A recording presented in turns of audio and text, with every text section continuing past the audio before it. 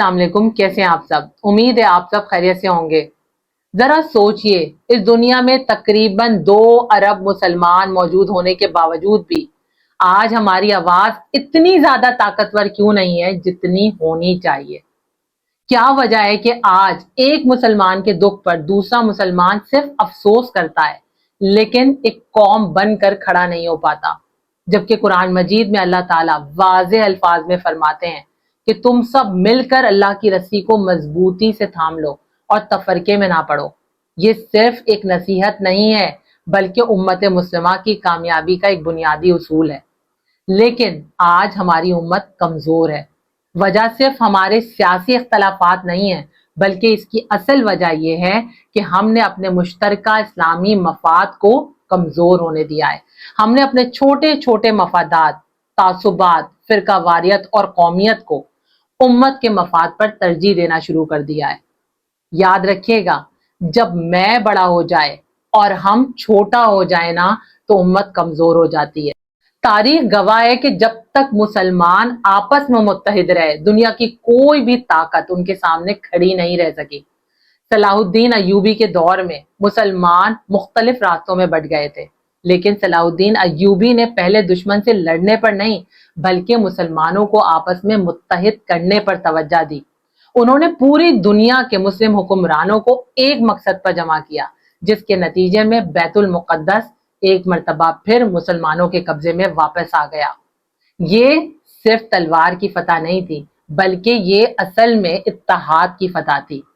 اور تاریخ تو ہمیں یہ بہت بڑا سبق دیتی ہے کہ جب بھی مسلمان ایک مفاد پر، ایک مقصد پر جمع ہوتے ہیں تو ہر ناممکن ممکن بن جاتا ہے۔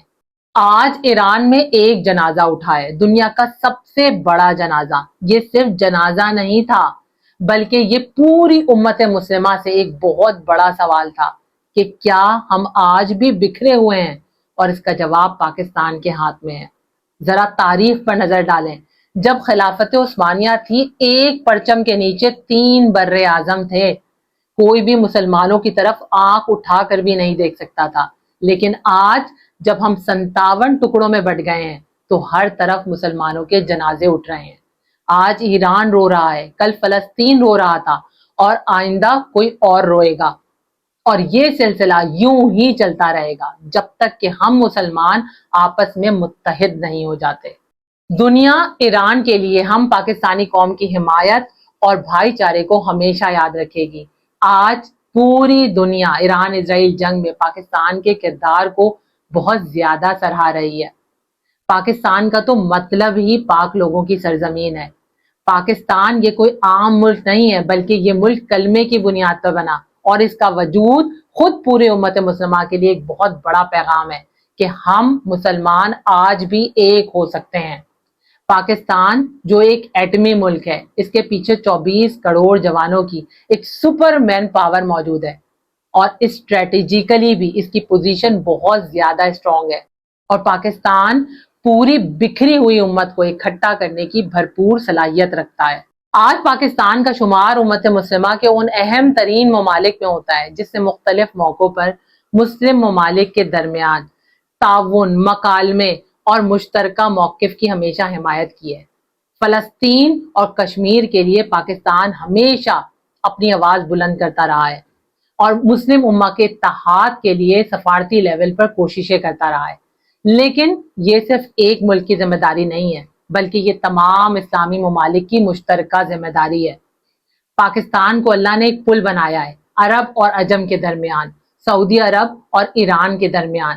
اگر یہ پل مضبوط ہو گیا تو پوری امت ایک ہو جائے گی۔ پاکستان تب تک کمزور ہے جب تک امت کمزور ہے، اور امت تب تک کمزور ہے جب تک پاکستان کمزور ہے۔ آج ہم سب پاکستانیوں کے خود سے عہد کرنے کا وقت ہے۔ ہر پاکستانی خود سے یہ کہے، میں فرقہ نہیں، میں امت ہوں۔ میں نفرت نہیں، میں اتحاد چاہتا ہوں۔ میں پاکستانی ہوں۔ یاد رکھیں، جب امت اٹھتی ہے نا، پوری دنیا کا نقشہ بدل جاتا ہے۔ انشاءاللہ پاکستان کا پرچم سب سے بلند ہوگا۔ اتحاد، ایمان، تنظیم، آئیے ہم سب مل کر پاکستان کے اس پیغام کو پوری دنیا تک پہنچاتے ہیں۔ پاکستان زندہ باد، پاکستان ہمیشہ کے لیے پائندہ باد. اللہ حافظ.